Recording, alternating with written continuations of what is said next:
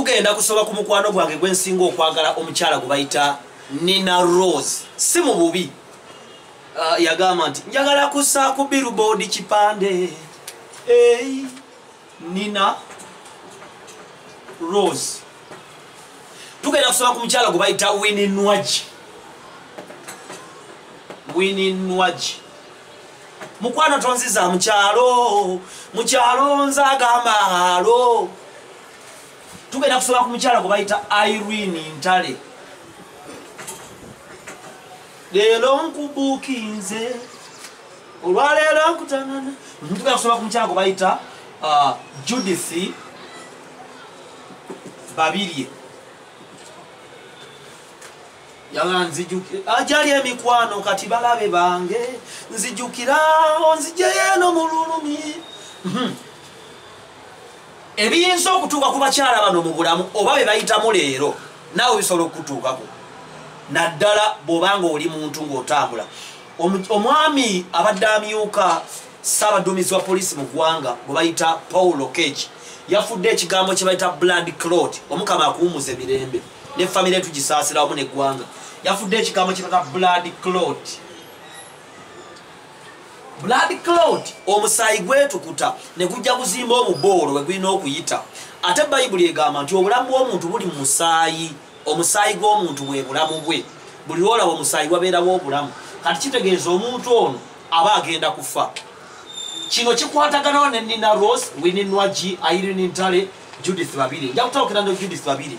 Judith Babirye kyayawukana ku bana abasatu abali waggulu nti yakkiriza Kristo.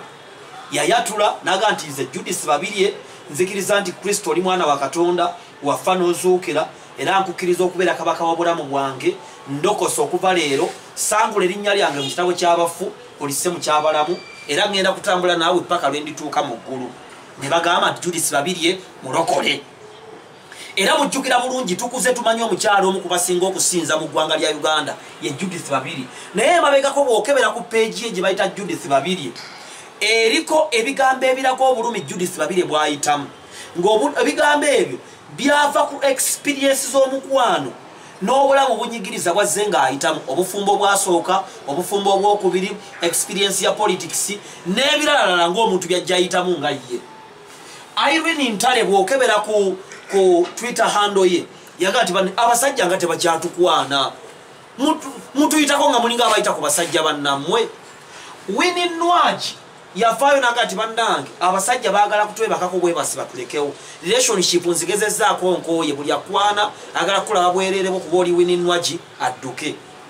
Nina Rose obudde buno munywanyi wange ayita buzibu obw'omukwano bw'anyumya olugendo lw'embulamu lubaddemu amaziga mangi mu mutima gwe. Ate ne weyatabisenga asotolinze nti afunye omwami w'ebirooto bye ate era olaba nga abiri mawule tebitegereka bulungi. Waliwo n'abagamba mbu omanyi ebya media bizibu nti yaddayo mu lihabu oba yaddamu okukozesa ebiragalalagala. Lwaki osanga abakyala abamanyifu abalungi nga bayita mu bulumi mu mutima gwabwe nga balina blood clots ng'obulamu bwabwe tebusobola kutambula? In fact they are experiencing what we call, kubanga omuntu yenna ekintu ekisinga mbulamu ate ekigabibwa Katonda kiri kimu. Kubeera Yesu Kristo gwe tusinza, Jesus Christ is called the Prince of Peace. The Prince of Peace. Yesu ayitibwa omulangiro w'emirembe. Kakati tulina family bbiri. Kubanga 2 means greatness. Tulina amaaso abiri, amagulu abiri, amabeere abiri, emikono ebiri, abasajja tuba ne organs bbiri, because 2 means greatness. Omukazi n'omusajja. Waliwo abantu babiri, waliwo family bbiri, waliwo obwakabaka bubiri. If you don't have peace, you are going to be in pieces. Kati weebuuza lwaki obulamu bw'abakazi abamanyifu betulowooza nti balina buli kimu. Nja nakwongerako omukyala gwe bayita Shiba Kalungi. Era tugenda kulambula ensonga lwaki Shiba Kalungi tiimu gy'ava mbagita tiimu no sleep. Tiimu no sleep. Kyokka nga tumanyidde ddala bulungi nti ekirabo Katonda kyasooka okuwa abantu be kwe kwebaka. Okwebaka ddagala. lwaki ye bagita nagamba nti buli kintu kyonna mbulamu ekibeerawo kiba n'amakulu gaakyo. So lwaki abakyala be tulaba nga balina emmotoka ez'ebbeeyi balina status mu ggwanga baserebu, lwaki balina blood clots mu bulamu bwabwe nga bakaaba nti banyigiriziddwa obuddo n'abasajja babakwana, kyokka nga naawe gwe basinga obulungi atalina ssente ze balina, olina omwami n'abaana oba bakwana buli kaseera n'otambula nabo. They are not in peace, they are in pieces. Lwaki baserebu obulamu bututabukako? Obulamu bututabukako because obulamu bulina 4 areas whereby in those 4 areas you need to be perfect or you need to have somebody to deliver you in the 4 areas of life. The first area is the spiritual area, physical area, waliwo gye bayita financial area, waliwo gye bayita social area. Kyokka byonna tubizingiza mu bintu kye bayita sexual area oba sexual life sitayiro, kubanga ffenna twava mu sex, bazadde baffe bamala kwegatta maama ne taata netwaka tufuna ffenna nga bwe tuli. So spiritual area, physical area, financial area, social area bizingibwa mu kigambo kye bayita sexual life sitayiro. Kakati ensobi ezijja zikolebwa abantu bano oba ezijja zikolebwa ggwe oba nange zenkola mu spiritual area, mu physical area, financial area, social area, weewaawo sexual life style zireeta blood clot mu bulamu bwaffe. Tugeze bw'oba okwanya omusajja omukyamu, kati nga Judith Babirye maama waffe yalina omwami yasooka n'afuna obuzibu n'ayagala okugenda baawukane n'omwami oyo naye nga buli musumba takiwagira. Kati Babirye nga tumulabira mu level ya waggulu, ekitegeeza in social and financial capability nga Babirye tulaba w'amaanyi kuba serebu, mukyala asinza, kati n'aba n'obuzibu ne sexual life style ye marriage ye neemulema okusolovinga obulungi. Kati because life has to go on, you continue with life, naye oba osigadde ne blood clot. Kati atojja sanga abamu nga balina blood clot mu sexual life, mu social life, financial life, physical life, spiritual area, nga mu area ettaano ez'obulamu ayinamu blood clots.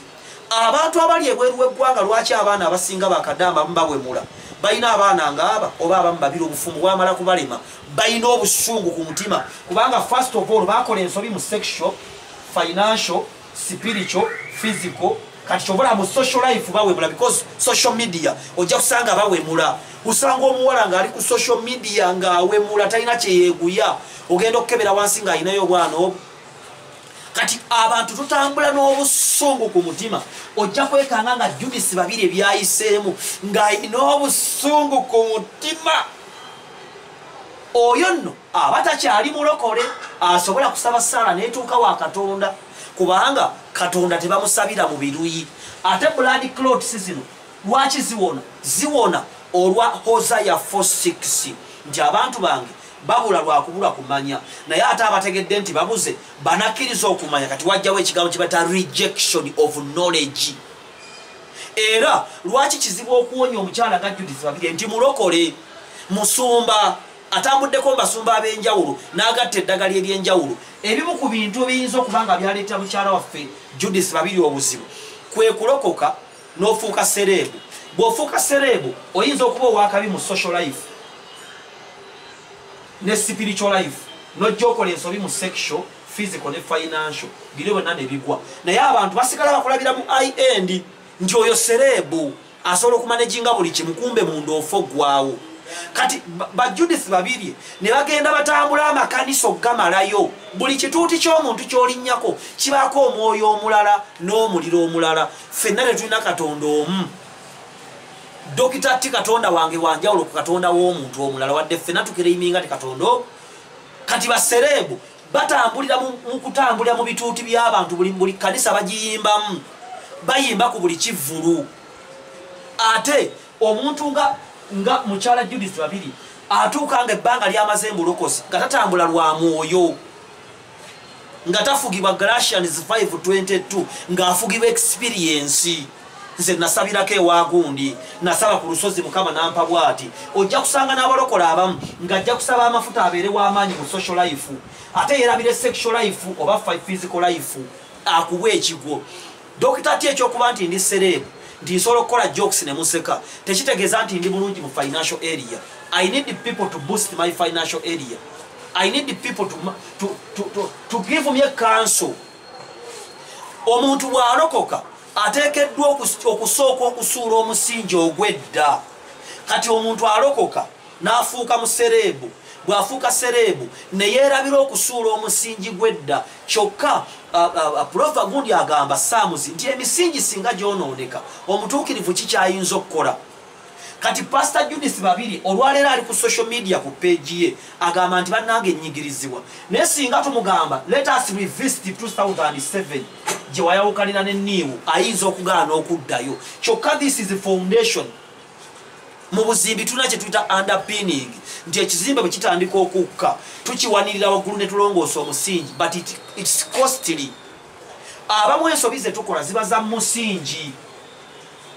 Kati ojja kutunula nga Nina Rose, Winnie Nwaji, Irene Ntale obuzibu bw'abakyala bano bubeera bumu kwamba their sexual life is messed up because celebritism is full of sexual arousal, is full of lust, masturbation, pornography, ejjuddemu okwambala obubi, ejjuddemu kye bayita obusinite. Buli Nina Rose lwayambala obubi abasajja abamutunuulira bamwebakako spiritually, financially, physically, socially and sexually without physical sex. Winnie Nwaji buli lwafulumya ebifaananyi ng'atulaga akabina abasajja bamwakako ne bataataaganya obulamu bwe. Ave basiini nga muli ku mukolo DJ n'abuuza nti ani alinnye mu waya, osobola okulinnya ku waya ebyuma ne bivaako. Buli Winnie Nwaji lw'oyambala obubi naawe mukyala Nina Rose nawe Shiba kalungi kubanga posti Shiba zoteekayo ziraga you are so depressed. Weefuula nga atayagala abasajja ne tolina musajja. Obwo buzibu kati nolabika okwegera sapiosexual amugundi naye gwe mundu oba omanyi obulamu bw'oyitamu. Buli Winnie Nwaji, Shiba kalungi, Nina Rose, Irene Ntale lw'okunama abantu babeerayo nga mu bwongo bwabwe bw'aba akola masturbation amukolera ku bifaananyi bya Winnie Nwaji. Kati alinnya mu wayayo ebyuma ne biva. Your spiritual life, physical life, financial life, social life, sexual life and the inner being of you and the inner well-being. Ekitegeeza Winnie Nwaji, Irene Ntale, Judith Babiri, Shiba kalungi, they are not in peace, a gift from the Lord. They are in pieces, a gift from Lucifer, because Lucifer is a prince of sorrow, a prince of pieces, a prince of ruins, a prince of smashing, a prince of wreckages. Dokita Tibwembeera ku Volongoto waliyo omuwala antwala nga boyfriend we ng'era bw'aba yeegatta ekiro mu birooto bye andaba. Kati bwe sisaba oyo agenda kukyankalanya the inner well-being and my peace ngende mu pieces. Kati nakubadde Nina Rose si malaaya, bano abakazi si ba malaaya, nabo bagezaako buli kaseera ofuna abasajja be baagala naye because waliwo alinnya mu waya zaabwe simple because basiiba bwereere oba baagayalira obulamu bwabwe. Judith Babiri osobola okubeera ku kituuti ng'oyimba ng'abantu bali mu kukwambula mu audience ng'ali mu kukuba akafaananyi bw'ofaanana abatazze kufungula sikaati naye mu mutima gwe ng'ali mu kwambula. Ekyo kitataaganya well-being yo. Ekivaamu kye kino, ekivaamu pieces tufuna kye tuyita depression, addiction. Kyova olaba ne babatwala Nina Rose mu rehabilitation eye German abajja kuddamu anywa enjaga. Ekyo nkyogera ku Volongoto nga sitidde kubanga you have not dealt with the 5 areas of your life. Tuyina depression, addiction, resentment. Resentment kwe kuwulira nga alina kyokoze, kwe kuwulira nga alina omusango naye nga tolina kyokoze. Tuyina bitterness, tuyina Galatians 5:19. Gwe omulokola alina Bible, go and check Galatians 5:19. Tuyina low self-esteem, tuyina hate. Winnie Nwaji tasobola kufuna musajja kuba mutima gwalinamu blood clots ezaleeta hate. Love cannot come where hate is. Tufuna kye tuyita fear. Fear is a weapon from Lucifer.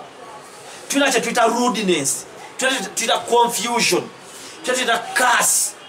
nakedness, torment, shame, wickedness, isolation, suicide.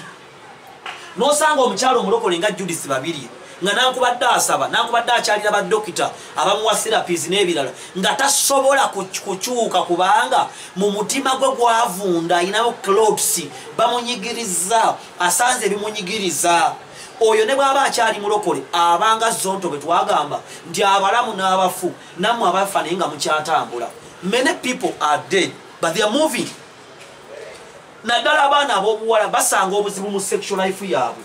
Nosanga omuwala ng'atambula butambuzi ng'awemula agamba nze tombuulira nze kati laavu ngwamu yengwako sikyagwa mu laavu nga obulamu yabuta.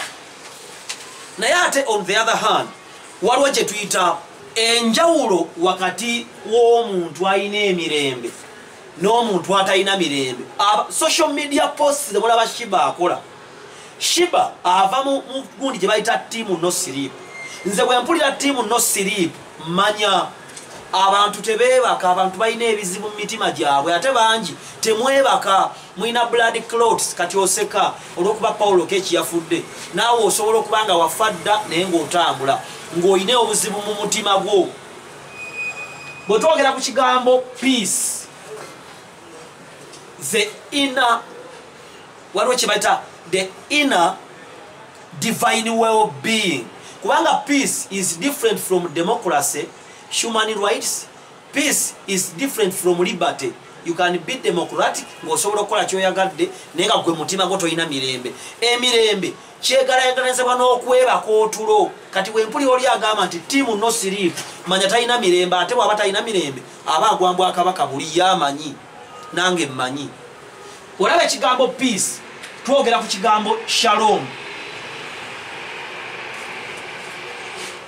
But talking about Chigambo Shalom, we mean number 7. When we talk about 7, we mean peace, safety, netwogera ku health, netwogera ku health, netwogera ku righteousness, netwogera ku kigambo kye bata completeness, netwogera ku kigambo kye bayita 1 2 3 4 5 6. Netwogera ku kigambo ekirala ekisembayo bakiyita, waliwo ekirala ekigambo ekisembayo bakiyita nyinza okugawa satisfaction. Naye njakubuuza pastor Asha jakunyo 2:7. When you talk about the name Shalom means peace, safety, healthy, wealth, health, righteousness, completeness n'ekirala ekisembayo. Kati ebyo bw'oba tobirina mu bulamu bwo osobola okubeera nga oli mugagga ng'era oli mumanyifu nga toli complete kubanga tolina musajja ate olina clots mu bulamu bwo. So what is the solution? Winnie Nwaji, Shiba Kalungi, Nina Rose, Irene Ntale basobola okujjanjabika kubanga bakyalina omukisa okugamba obulungi bwonna obw'omuntu wansi kwe kukkiriza Kristo n'onaaba omusaayi gw'omwana gw'endiga. Bw'osoma Bayibuli Yesu ye mulangira ow'emirembe okkiriza n'omutima gwo ng'owulidde ebigambo bino n'oyatula n'akamwako nti ndokose n'okkiriza Kristo n'ogendera ekkanisa ekuli okumpi n'otandika okusaba. Olwo kasita otandika okusaba ojja kufuna kuba ffenna tulwanira ekigambo kiba kita Galatians 5:22. Ebyo bye boogerako awo mu Galatians 5:22 bwe bulokozi.